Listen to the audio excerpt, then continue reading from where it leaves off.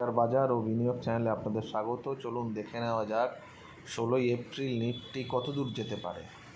দেখুন, আমরা বলেছিলাম যে 23,200-র উপরে যে লেভেলটা ভাইটাল সেটা হচ্ছে 23,400 এবং বাজার ওই লেভেলেই খুলেছিল। আমরা বলেছিলাম যে গ্যাপ আপ বা গ্যাপ ডাউন যে কোনো একটা হতে পারে এবং ওপেন আর লো দেখুন সেম সারা দিন এই জায়গার মধ্যেই ছিল এবং দেখুন সেকেন্ড ক্যান্ডেলেই বাজার একবার চেষ্টা করেছিল নিচে এসে 23,264 লো করেছিল, মানে 250 এখানে সাপোর্ট নিয়ে যে উঠলো। তারপর সারাদিন মোটামুটি এই 320-র যে লেভেলটা ছিল আমাদের আঁকা সেইখান থেকে মোটামুটি উপর নিচ করেছে। মাঝখানে একবার 12টা 12:30টার পরে ইউরোপিয়ান মার্কেট খোলার পরে একবার চেষ্টা করছিল উপরে যাওয়ার, একটু উপরে গেছিলো কিন্তু তারপরে দিনের হাইটাকে ভাঙেনি এবং এটা দেখুন পরিষ্কার একটা ইনসাইড ক্যান্ডেল আছে। তাহলে কালকে কি হবে?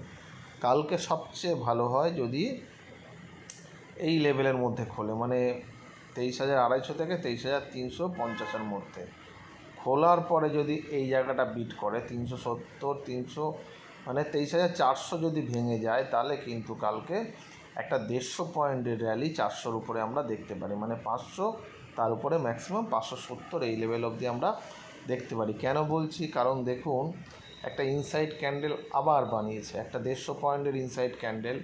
তাহলে এখান থেকে 150 পয়েন্ট হলে প্রায় 520-530 হয়েই যায় এবং এই মুভমেন্টটা সম্ভব। এবং 23,570-র উপরে যদি 10 মিনিট চলে তাহলে 23,660 এই লেভেল অবধি যেতে পারে বাজার। কিন্তু যদি দেখেন যে অনেকটা উপরে খুলে গিয়ে 23,570 বা এই লেভেলে থেকে গেল, তাহলে কিন্তু ভাঙলে আবার বিক্রি করতে হবে, মানে 550 বা 540-এর নিচে বিক্রি করলে আবার এটা 23,400-র কাছাকাছি অবধি বাজার চলে আসতে পারে। এবার বলি যদি নিচে চলে আসে, ধরুন এখানে উপরে খুলে গেল এই জায়গাটা 23,200, 23,300 বা 250-র মধ্যে কোথাও খুলে গেল, তারপর 250 ভাঙলো।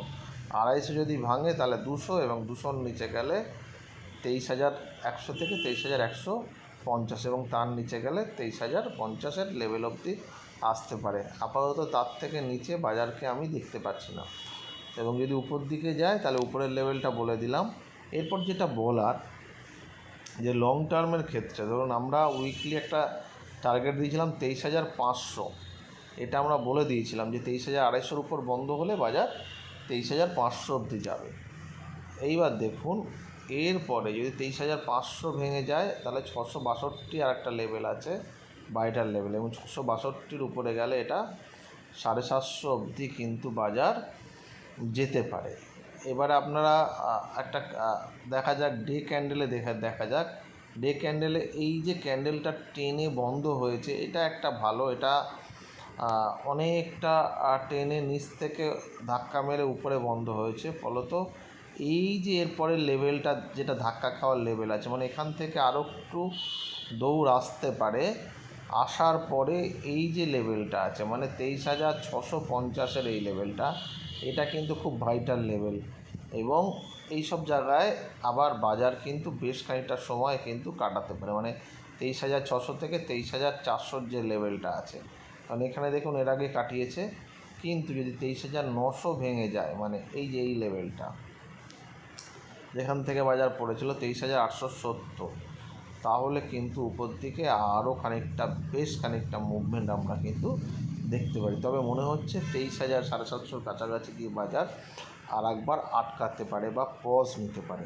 সেটা হলে কিন্তু বাজারের পক্ষে খারাপ হবে না। ধরুন এই এলাকার মধ্যে দাঁড়িয়ে গেল 23,600 থেকে এই 650 থেকে 500-র মধ্যে, এই 450-র মধ্যে, এখানে একদিন কাটালো কি দুদিন কাটালো, তারপর যদি এটা 23,870 ভাঙে তাহলে কিন্তু একটা বড় মুভমেন্ট আমরা 1000 পয়েন্টের কাছাকাছি কিন্তু দেখতে পারি। ঠিক আছে, দেখা যাক এখন কি হয়। ঠিক আছে, কালকে দেখা যাক মার্কেট কী দাঁড়ায়।